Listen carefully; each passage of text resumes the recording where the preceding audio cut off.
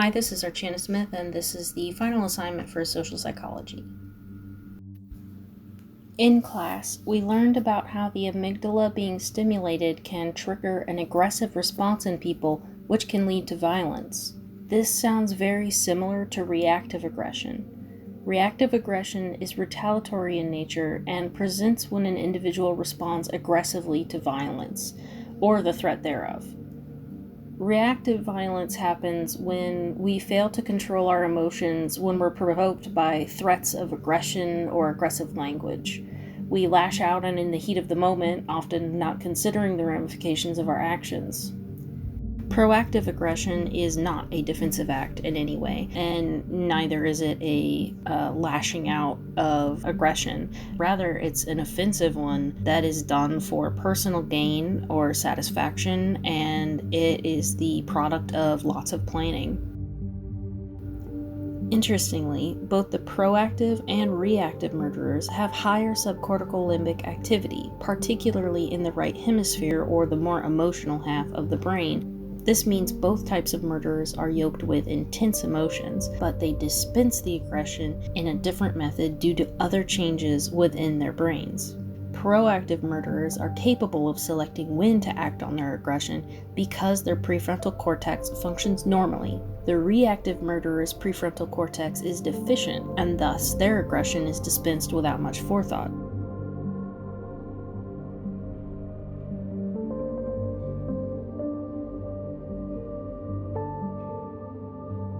Brains of both proactive and reactive murderers have reduced parahippocampal functioning, which is associated with psychopathic symptoms. The hippocampus, which is instrumental in memory and learning from conditioning, also works to help regulate emotions and aggressive behavior seen in both predatory and defensive attacks, meaning both murderer types have uncontrolled emotions and aggression with limited brain capacity for resisting them. Simply put, there are identifiable physical differences in the functioning of a proactive murderer and reactive murderer's brain. The functioning or stimulation of different parts of our brains at the right time impact our actions and decisions.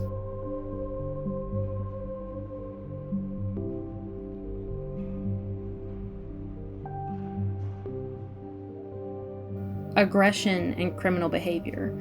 There are many influences that lead to aggression. There are environmental and biosocial influences. So for environmental influences, we know that exposure to lead in gasoline, paint, etc. directly affects the development of the prefrontal cortex. It also affects IQ. So a study that was looking at the relationship between lead and crime found this correlation because they discovered after they got rid of lead in gasoline and paint, they found that 20 years later, when the children that were finally born without exposure to lead were in their prime crime-making days, those kids weren't doing crime as much. So they looked into this relationship and they found that those that were exposed to lead were more likely to have that poor functioning prefrontal cortex, which means your decision-making area, your ability to rein in your anger and wait for rewards was limited in people that were exposed to lead. Also, note that poorer people tended to live in urban places, which means that the time leaded gasoline was used, they would have been exposed to far more of these chemicals than a family that lived in the country or the suburbs. They would have been more likely to also have lead paint in their houses because government housing was chronically underserved and they didn't have the funds or time to go in and renovate these dilapidated buildings. So you would have had children in poorer areas that were exposed to lead for a longer period of time, at least through paint, than you would children that were growing up in newer housing in the suburbs. Further, there are things called food deserts, which are locations that are predominantly poorer areas that have little to no fresh food. But recall that children's growing brains require proper nutrition to develop correctly. Food deserts cannot provide the nutrition needed for growing brains, such as healthy fats like omega-3 fatty acids that are directly linked with healthy cognitive growth in children. Children who grow up in food deserts will have poorer cognition, and they will also be at an increased risk for depression than their more affluent peers that have access to proper food.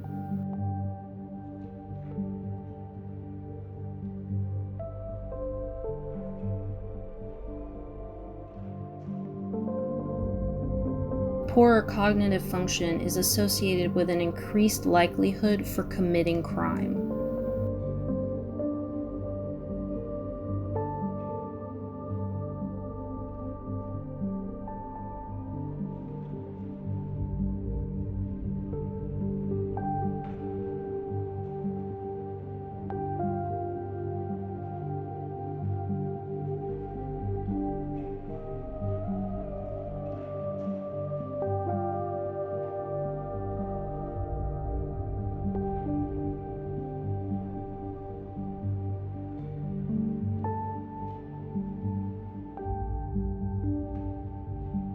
There are also biosocial influences that have a relationship with aggression and criminal behavior.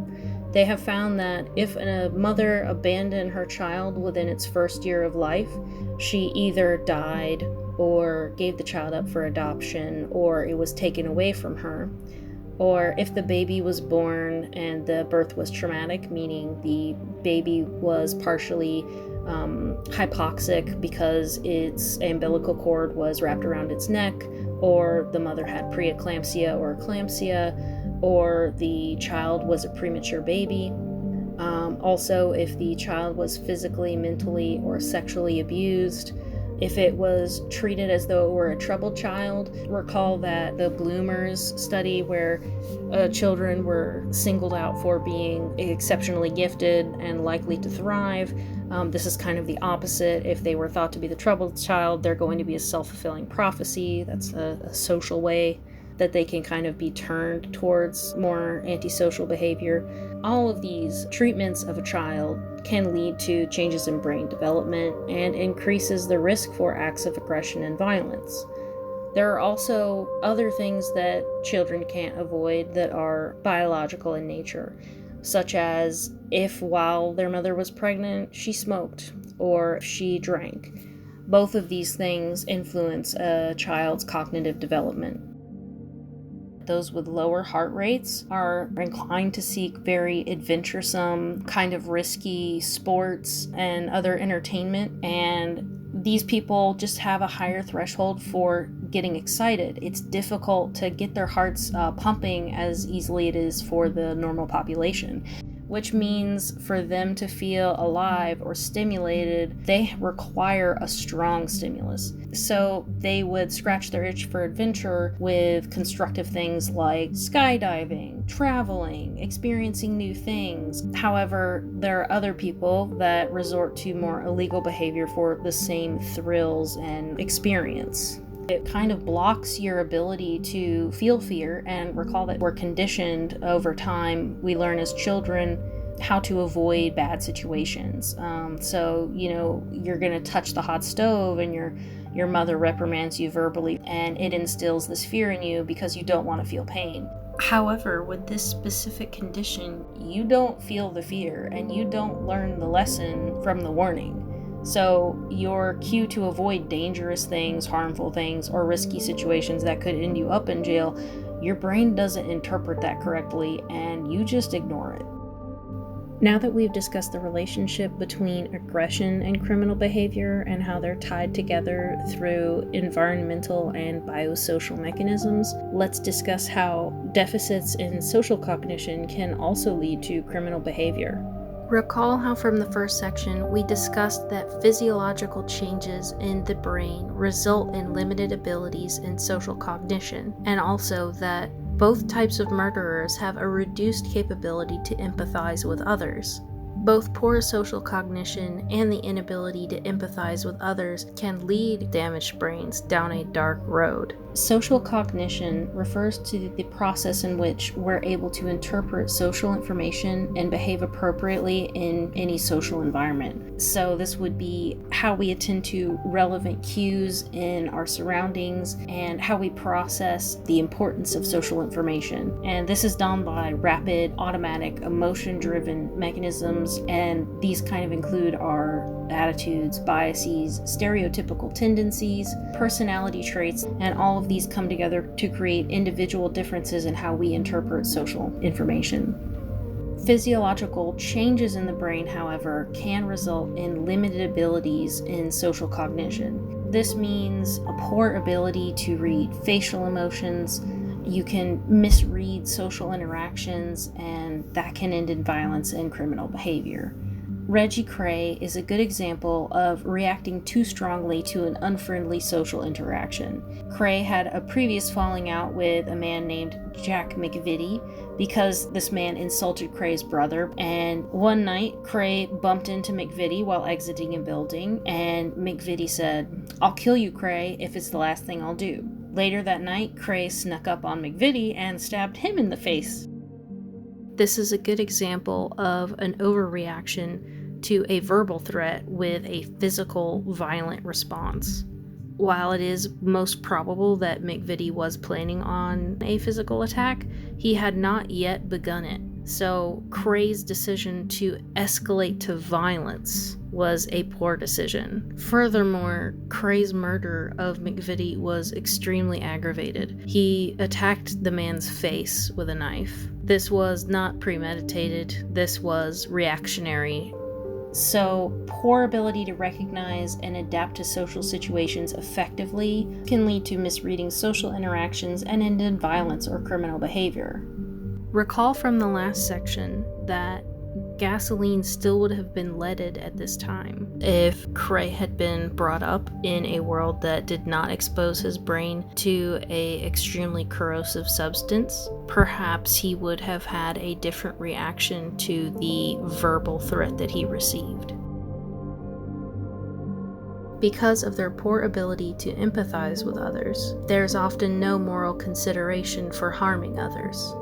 These lowered abilities to empathize makes violence and crime more of a non-issue. Here we're going to discuss an incredible lack of empathy, but an intellectual awareness of this lack. The confession tape of Jared Murray is a good example of a modern psychopathic killer that knows what they're doing is wrong, but isn't able to grasp the horror and the pain of what they've done. A good historic example would be Jane Toppan, who was a wonderful and beloved nurse by all accounts, who also happened to discover the only way she felt anything was when watching people die. So she would murder people that were in her care to make herself feel alive, without any thought of the terror her patients must have felt. She was too engaged in what she was feeling and wasn't capable of understanding others' emotions or able to empathize with her victims.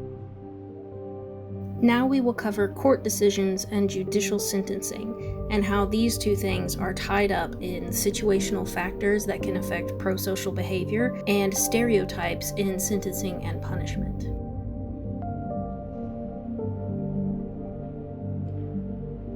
There are also situational factors on prosocial behavior that can affect a judge's decision.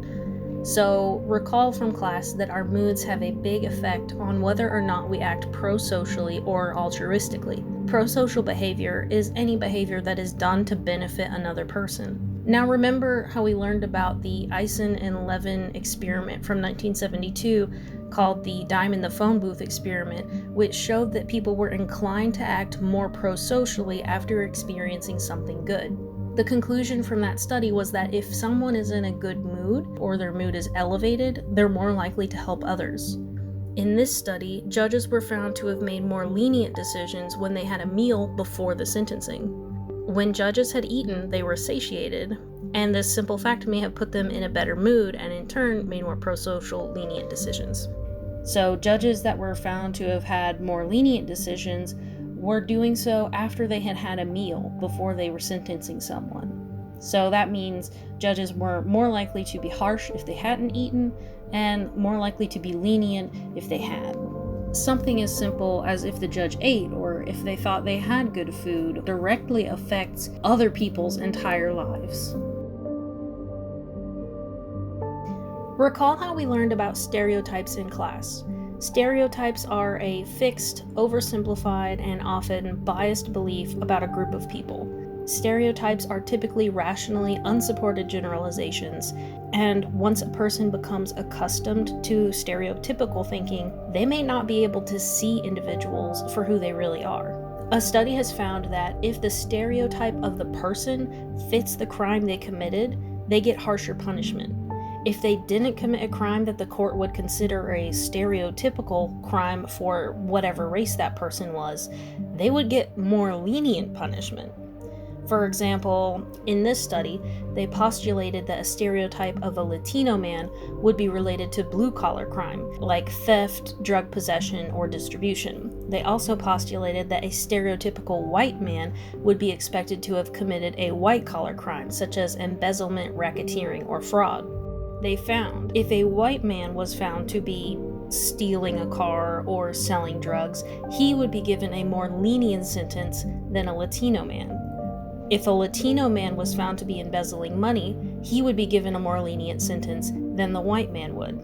The reason for these punishments being different based on the race of the perpetrator is thought to be related to stereotypes. Because people were expecting the white man to have performed a white-collar crime, when he performs a blue-collar crime, they see that as unusual, and it does not fulfill the stereotype they were expecting. This makes them look more critically at the situation and at the person.